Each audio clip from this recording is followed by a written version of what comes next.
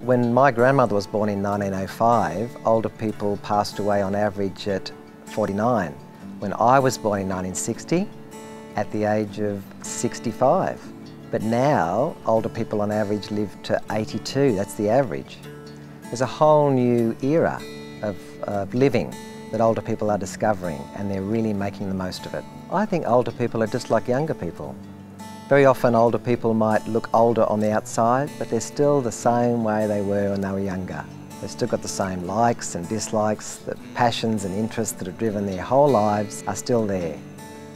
Looking past the outside, the physical frailties and wrinkles and difficulties that older people go through their eyes into their hearts and seeing who they really are is what understanding older people is all about. We need to give them the same respect, the same honour that we give to all people, regardless of their age.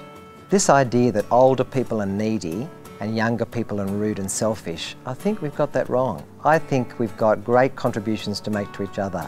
There is an emerging trend that households now have multi-generations. Young people are staying at home longer, right through to adulthood. Grandparents and older people are staying or coming back, and generations back together, like we have in many other places in the world, I think is a good thing.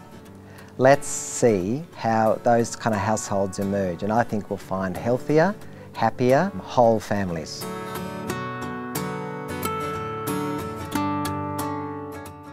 As the CEO of Warrigal Care, I really want to earn the trust of older people.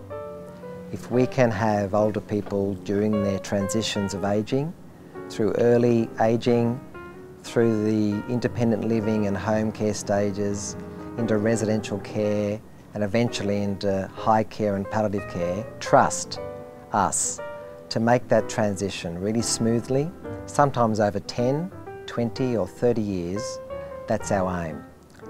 And I think I need to ask older people, do they trust us? I need to stop and listen, use these two ears, the one mouth, stop talking, start listening and find out if older people trust us to deliver their care through all those stages. One piece of advice to older people, plan ahead. We'd love to support an older person to plan. I think failing to plan is often planning to fail. We don't want anyone to fail. We want people to really enjoy their lives right the way through to the end. And that means being out there, being active, having lots of fun. And we're there to support older people to make that great plan for their lives ahead.